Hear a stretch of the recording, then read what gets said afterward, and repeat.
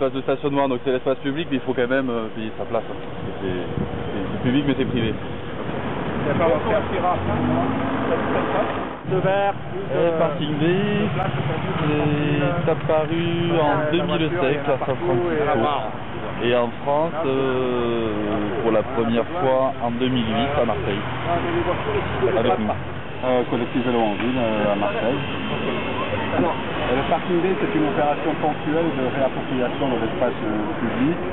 En effet, à Marseille, on voit qu'on a à peu près 500 000 voitures qui occupent 95% de l'espace urbain, et 12 quelques parasols, pour montrer que Marseille est une ville agréable où il fait bon vivre et qu'on n'est pas obligé de fonctionner de la voiture. Effectivement, les gens comprennent très bien et tout le monde se rend compte que maintenant Marseille a 20 ans de retard sur les autres villes dans le domaine de partage de l'espace public. D'autres villes sont très en avance?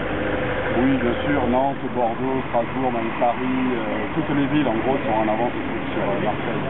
Ce qu'il faudrait faire, c'est réduire le nombre de voitures au moins dans le centre-ville et en général dans Marseille, et proposer une alternative à la voiture, une alternative décente et crédible en transport en commun, et surtout les bus à haut niveau de service, par le tram ou le métro, et permettre aux gens d'abandonner la voiture au profit du vélo ou de la marche à pied également. Donc à partir du moment où on paye nos 2 tickets pour nos 2 places de 10 mètres carrés, on peut rester là autant qu'on veut. Et puis on espère bien voir du monde pour sensibiliser un peu les gens. Le but c'est gagner du terrain face à la voiture. C'est pas forcément gagner de la place sur la voiture, c'est juste redistribuer l'espace public, c'est-à-dire un partage équitable de la voirie, ce qui inclut notamment le stationnement. On peut prendre un chiffre qui est quand même assez révélateur. Dans le premier arrondissement, il y a 60% des ménages qui n'ont pas de voiture. Peut-être envie d'avoir autre chose que des places de stationnement partout. Peut-être envie d'avoir, je sais pas, pourquoi pas un arbre à la place d'une place de voiture. Et c'est d'ailleurs très d'actualité, puisque là il y a le résultat d'une concertation qui est menée par la mairie du 1-7 pour la rue Thiers. Et la rue Thiers actuellement est occupée sur la droite en montant par un stationnement légal et sur la gauche par un stationnement anarchique.